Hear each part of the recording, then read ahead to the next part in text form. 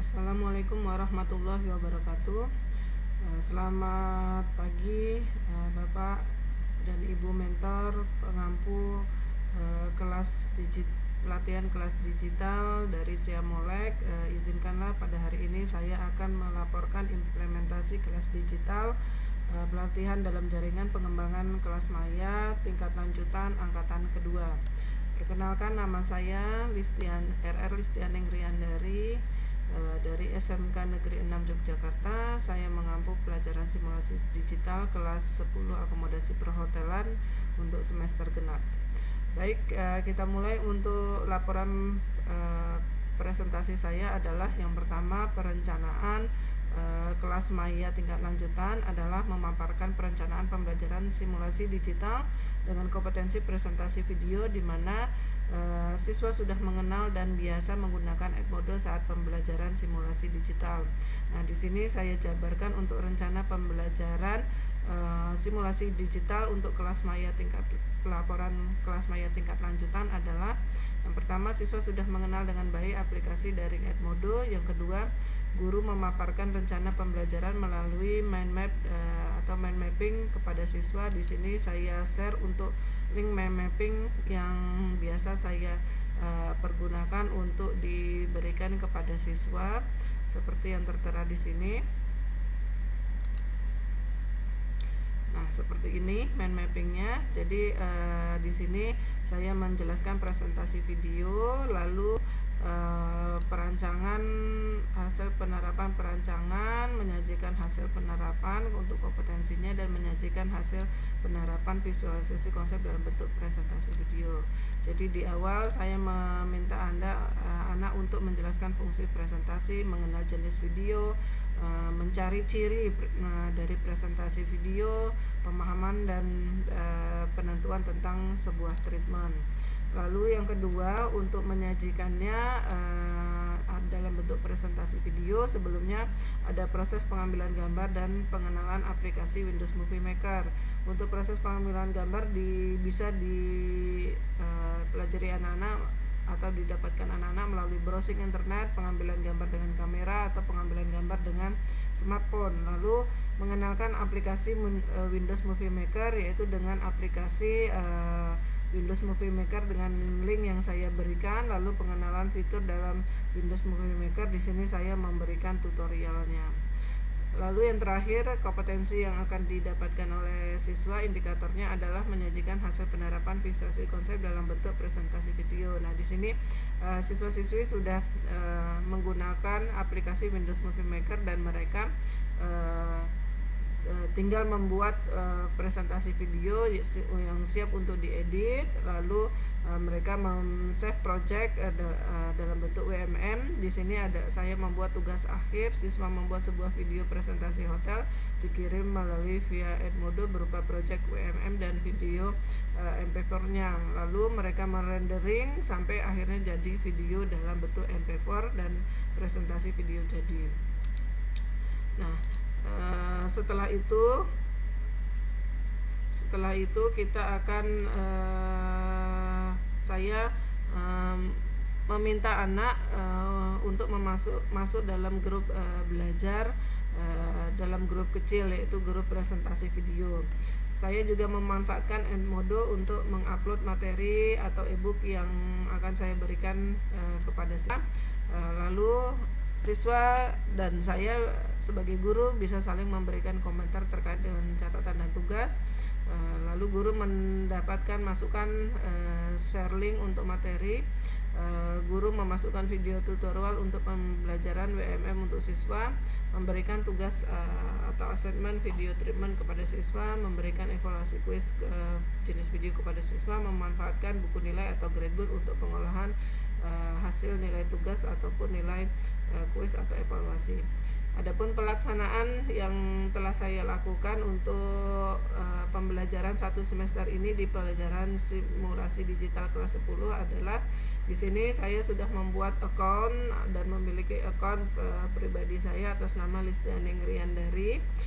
Di sini terlihat tampilannya dari SMK Negeri 6. Lalu di sini saya menggunakan dua akun, yaitu akun email list smk6yk@yahoo.com, dan satu lagi menggunakan list yk@gmail.com, dan semuanya email ini kedua-duanya sudah terkonfirmasi. Artinya ketika saya membuka Edmodo dengan menggunakan salah satu email ini tidak masalah, karena tetap bisa diakses Edmodo dengan menggunakan dua email tersebut. Selanjutnya saya membuat kelas dengan nama Simdik 10 AP2 2016, di mana di sini sudah terlihat tampilannya, ada grup code-nya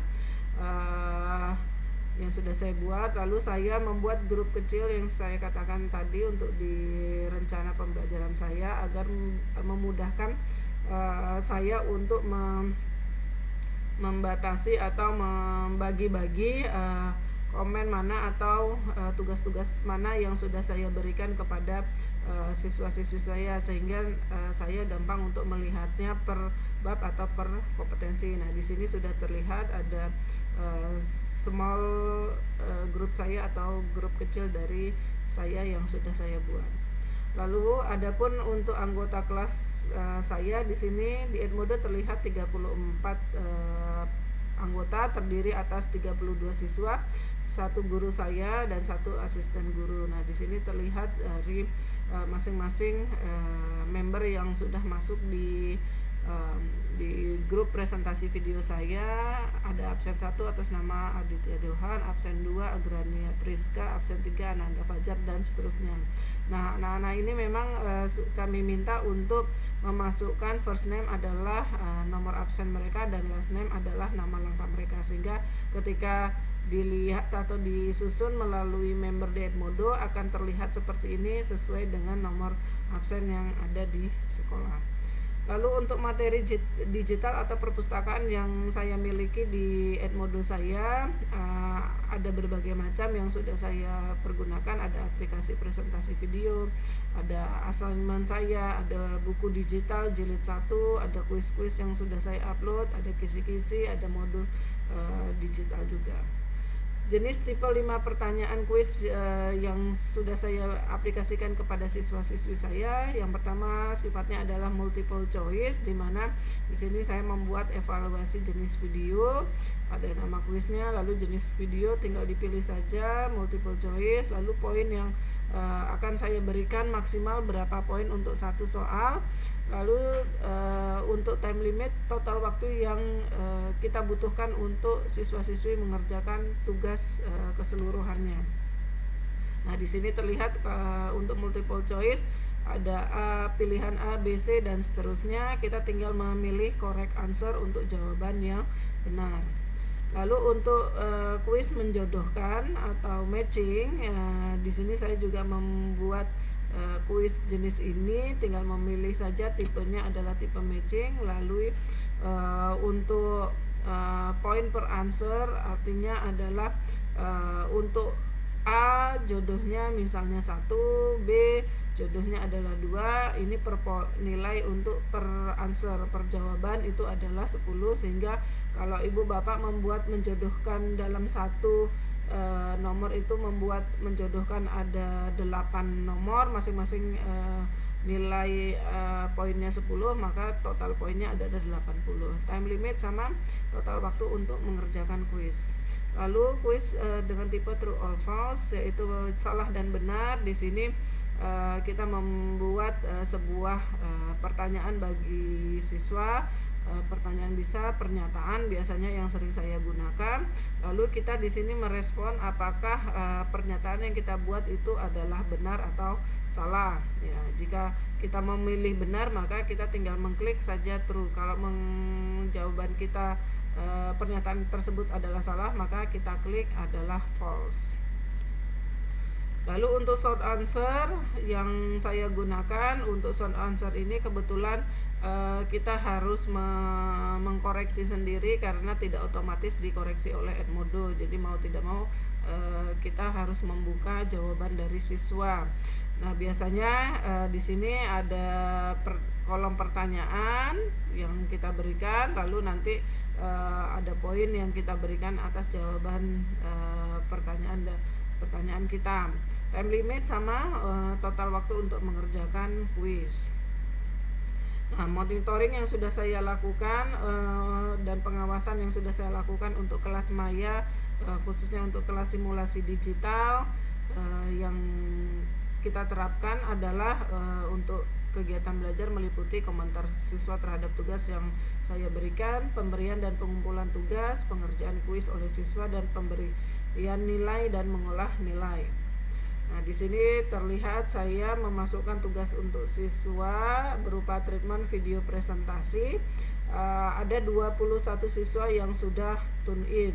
Lalu di sini ada komentar dari siswa yang sudah mengomentari dari tugas yang saya berikan. Nah, terlihat di sini 21 siswa yang sudah mengumpulkan tugas. Nah, di sini saya mendetailkan lagi untuk tampilan pengumpulan tugas siswa yang sudah saya nilai. Misalnya absen 1 Aditya Dohan, saya beri nilai 83 dari total maksimal nilai saya 95. Lalu ada tampilan di sini untuk nama siswa yang memiliki tanda jam, itu artinya adalah mereka tidak mengumpulkan tugas atau tidak tune in. Nah, Bapak Ibu bisa melihat di sini jumlah siswa yang mengumpulkan atau yang sudah dinilai, yang tidak mengumpulkan, dan yang tidak ternilai. Nah, saya ambil contoh satu siswa saya untuk detail pengerjaan tugas yang sudah mereka kumpulkan seperti ini. Jadi saya meminta mereka untuk upload sebuah dokumen dari treatment video yang sudah mereka buat. Lalu saya melihat dari hasil pekerjaan mereka dan saya beri nilai sesuai dengan pekerjaan mereka. Jika perlu saya komentari, maka akan saya komentari di bawah hasil pekerjaan mereka. Di sini terlihat aktivitas dari siswa-siswi kami. Ini gambar kita ambil di Labcom 1 untuk siswa-siswi belajar simulasi digital. Untuk aktivitas dalam mengerjakan kuis, di sini saya membuat kuis evaluasi 2 untuk presentasi video. Ada 15 soal, tertera di sini ada 15 soal, dan ada yang sudah mengerjakan sebanyak 28 siswa dan lengkap dikomentari oleh siswa. Nah, saya detailkan lagi untuk pengerjaan kuis di kuis evaluasi presentasi video. Di sini ada siswa-siswi yang memiliki nilai-nilai tertinggi, misalnya ada Bagus Dewa, Talita, Muhammad Rehan, dan seterusnya. Sehingga nanti bisa kita lihat di sini, karena untuk kuis yang sudah saya berikan ke siswa, otomatis sudah saya nilai dari 5 macam tipe kuis yang saya sebutkan di atas. Lalu untuk refleksi pembelajaran yang saya berikan kepada siswa-siswi kami yang sudah kami lakukan adalah sejauh mana penggunaan kelas maya itu membantu dalam kegiatan belajar mengajar di kelas. Nah, di sini berupa umpan balik pemanfaatan Edmodo di kelas. Saya membuat sebuah komen untuk polling untuk siswa-siswi saya, dan mereka memberikan masukan atau memberikan tanggapan terhadap pembelajaran simulasi digital dengan menggunakan Edmodo. Nah, di sini terlihat ada beberapa yang sangat senang, ada yang cukup senang atau senang, ada yang biasa saja dengan komentar-komentar ini. Nah, pada umumnya penggunaan Edmodo di kelas adalah baik, namun terkendala dengan sarana prasarana internet yang terkadang memang masih perlu diperbaiki dan perlu maksimal. Begitulah untuk presentasi pelaporan yang bisa saya sampaikan. Terima kasih, mohon maaf jika ada kekurangan. Wassalamualaikum warahmatullahi wabarakatuh.